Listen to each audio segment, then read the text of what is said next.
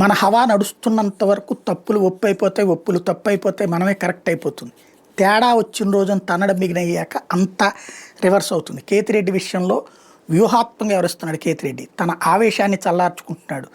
ఆందోళనలు చేయట్లేదు, గొడవలు చేయట్లేదు, ఉద్రిక్తతలు సృష్టించట్లేదు. తెలివిగా వ్యవహరిస్తున్నాడు, లీగల్గా వ్యవహరిస్తున్నాడు. సుప్రీంకోర్టు దాకా వెళ్ళి పర్మిషన్ తెచ్చుకున్నాడు. హైకోర్టులో జరిగినటువంటి పరిణామాల తర్వాత తీసుకొచ్చాక ఒకరోజు రానిచ్చి మళ్ళీ వెళ్ళిపోమన్నారు. మళ్ళీ రానియట్లేదు. బాగానే ఉంది, నోటీసులు ఇస్తారు. ఈ నోటీసులన్నీ పట్టుకుని ఇవాళ బాగానే ఉంటుంది.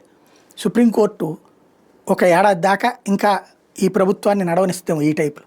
ఆ తర్వాత అడగదా ఏంది మనం ప్రజాస్వామ్యం నడుస్తున్నామా, లేకపోతే నియంత రాజ్యంలో ఉన్నామా? ఒక మాజీ ఎమ్మెల్యే తన నియోజకవర్గానికి రావడానికి ఇన్ని రోజులు పడుతుందా? రానియరా పోలీసులు? ఇన్ని నోటీసులు ఇస్తారా అని రేపు పొద్దున అడిగితే ప్రభుత్వాన్ని ఒక మందలించి ఊరుకుంటుంది.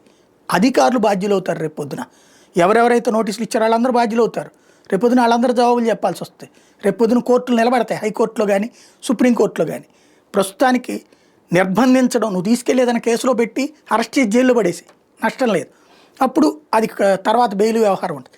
అట్లా కాకుండా తనింటికి తనని రానియకుండా చేస్తే తాత్కాలికంగా ప్రయోజనం ఉద్యోగం కానీ లాంగ్ రన్లో దెబ్బ అవుతుంది.